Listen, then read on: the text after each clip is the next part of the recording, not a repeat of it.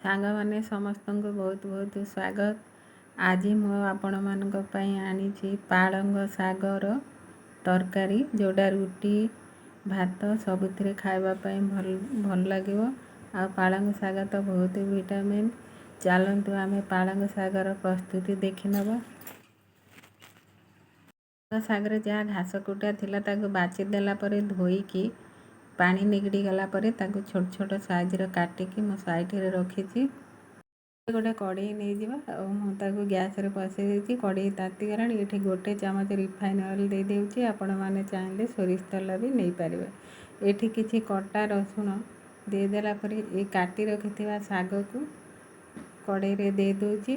ତାକୁ ଶାଗର ଯେତିକି ଲୁଣ ସେତିକି ଲୁଣ ଆବଶ୍ୟକ, ସେତିକି ମୁଁ ଲୁଣ ଦେଇକି ତାକୁ ଟିକେ ଢାଙ୍କି ଦେଇଛି।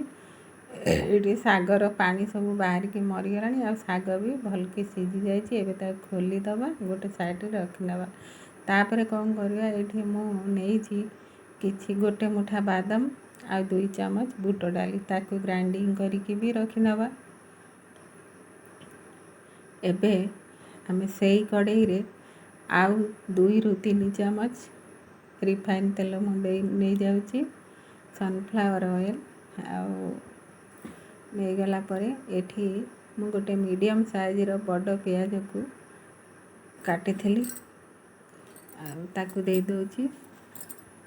ଦେଇକି ଟିକେ ଖଡ଼ିକାରେ ଏପଟ ସେପଟ କରିଦେଲା ପରେ ସେଥିରେ ମୁଁ କାଟିକି ରଖିଥିବା ରସୁଣ କିଛିକୁ ଦେଇଦେଉଛି। ତାପରେ କାଟି ରଖିଥିବା 2ଟି ବଡ଼ ବଡ଼ ଟମାଟୋ କାଟିକି ରଖିଥିଲି, ତାକୁ ଏବେ ଦେଇଦେଉଛି। ସବୁକୁ ଭଲକରି ଟିକେ ଫ୍ରାଏ କରି ନେବା, ତା'ର କଞ୍ଚା ବାସ୍ନା ପଳାଇବା ପର୍ଯ୍ୟନ୍ତ, ଆଉ ଟମାଟୋ ବି ସାଙ୍କୁଳି ଯିବା ପର୍ଯ୍ୟନ୍ତ।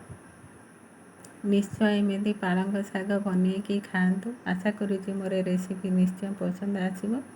ପସନ୍ଦ ଆସେ ଯଦି ଲାଇକ୍ କରିବେ, ସେୟାର କରିବେ। ଏଠି ମୁଁ ସ୍ୱାଦ ଅନୁସାରେ ହଳଦୀ ଗୁଣ୍ଡ, ଲଙ୍କା ଗୁଣ୍ଡ, ଜିରା ଧନିଆ ଗୁଣ୍ଡ ଆଉ ଗରମ ମସଲା ଗୁଣ୍ଡ ସବୁକୁ ଏଠି ଦେଇକି ଆଉ ଟିକେ ଗୋଳେଇକି ଟିକେ ଗ୍ୟାସ୍କୁ ସିମ୍ କରିକି ଆଉ ଟିକେ ଘୋଡ଼େଇ ଦେବା, ମସଲା ଭଲକରି ସିଝିବା ପାଇଁ। ଯଦି ଚ୍ୟାନେଲରେ ନୂଆ ଆପଣମାନେ ନିଶ୍ଚୟ ଚ୍ୟାନେଲକୁ ସବସ୍କ୍ରାଇବ୍ କରିନେବେ। ଆଉ ମୁଁ ଶାଗରେ ତ ଲୁଣ ଦେଇଥିଲି, ଏବେ ଆଉ ଟିକେ ଲୁଣ ଦେଇଦେବା, ଦେଖିକିରି ଯେତିକି ଆବଶ୍ୟକ ସେତିକି ଦେବା। ଆଉ ତାପରେ ଏଇ ଯେଉଁ ଶାଗକୁ ଆମେ ସିଝେଇକି ଖୋଲିକି ରଖିଥିଲେ, ତାପରେ ତାକୁ ଦେଇଦେବା। ଦେଇଦେଲା ପରେ ଟିକେ ଆଉ ଏପଟ ସେପଟ କରିକି ଟିକେ ବି ଘାଣ୍ଟି ଦେବା, ଆଉ ତାକୁ ଟିକେ ଘୋଡ଼େଇକି ରଖିଦେବା। ତାପରେ କ'ଣ କରିବା, ଆମେ ଯେଉଁ ଗୁଣ୍ଡ କରିକି ରଖିଥିଲେ ବୁଟ ଆଉ ବାଦାମକୁ, ତାକୁ ଏଥିରେ ଏବେ ଦେଇକି ଭଲକି ଗୋଳେଇ ନେବା, ଆଉ ତାକୁ 1 ମିନିଟ୍ ଏପଟ ସେପଟ କରିକି ଫ୍ରାଏ କରିବା।